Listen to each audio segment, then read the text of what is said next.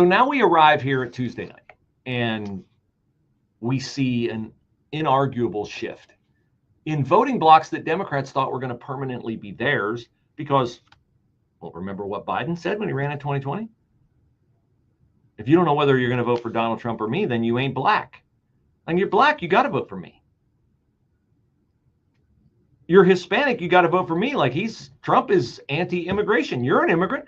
Yeah, but I'm a legal immigrant. So Democrats compartmentalize everyone into their race, their sex, their ethnicity, and they guilt trip you into saying, look at what happens to black conservatives like Byron Donalds. Look at how they are treated. Look at Tim Scott. Oh, he's called an Uncle Tom, right? They don't want to earn your vote. They believe they are owed your vote because you are a woman or because you are black or because you are Hispanic or because you are Asian. You owe me your vote. Meanwhile, nothing changes in any of the communities where the Democrats say, oh, we got your back. So I thought the other day after they lost, well, certainly they're going to get the message. And then I saw Al Sharpton on with Morning Joe. And I listened to this and I went, oh, well, okay. I guess the outreach to black men and Hispanic men has started. These two are kicking it off. And I just say, Rev, really quickly, too. Democrats need to be mature and they need to be honest. And they need to say, yes, there's misogyny. But it's not just misogyny from white men. Wait a minute. They need to be mature and they need to be honest. Right now, I know they're in trouble because they're neither one. So he says they got to be mature and they got to be honest. And then he goes, there's misogyny. I'm like, okay, here we go.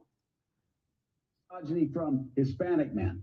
Right. It's misogyny from black men. Things we've all been talking about. Who do not want a woman hating them. It might be race issues with Hispanics. They don't want a black woman.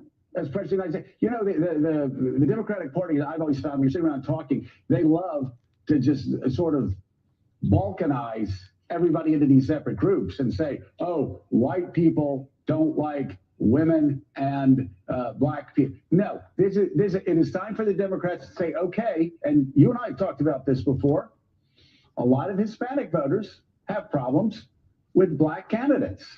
Right. A lot and with other Hispanics. You got some that don't like each other. And some of the most misogynist things I've heard going on this Get Out the Vote tour came from black men. I mean, misogynist things. So you're absolutely right. It's not simplistic. And we've got to have real honest conversations about it. Real honest conversations. Yes, real honest conversation. Who did they leave out? Blacks, whites, Hispanics, they're all misogynists. Blacks, whites, Hispanics, they're all racists. Please keep doing that. Please stick with that. Okay, here's the story. Here's what they need. I'm going to give you a little Gaylor Hooley wisdom. He used it on me. I didn't like it at the time. It worked on me. It would work for them. I hesitate to offer it. It's old school, probably frowned upon now. When I was a little kid, I got this beautiful bicycle. Anybody remember banana seat bicycles? Beautiful bicycle. It was purple, had streamers on the handlebars. And one day I was riding it in downtown West Liberty, Ohio. Shout out all my West Liberty peeps. Right by the gas station, Main Street and Baird Street. And I didn't cross at the light. And I didn't look both ways when I crossed the street. And as bad luck would have it for me, who did I pull out in front of? My father in his truck. And he rolled the window down and he said, ride that bike home right now. You're grounded. Now, does anybody talk about grounding their kids anymore? You're grounded. The two words I dreaded most as a child, you're grounded. You know what that meant? It meant that I wasn't going to be able to ride my bike for a long time. And I didn't ride that bike for a long time. And I don't know why, but I never thought about it until today, the term grounded. I just viewed it as a punishment. What he was saying was, I'm disciplining you because I don't want you to get hit by a car, and I'm returning you to common sense principles. I'm grounding you in common sense. I'm grounding you in logic. You can't cross the street on a bicycle without looking both ways. Democrats, woo, tunnel vision. We're riding into the future. You Hispanics, blacks, and whites, you're racist, you're misogynist.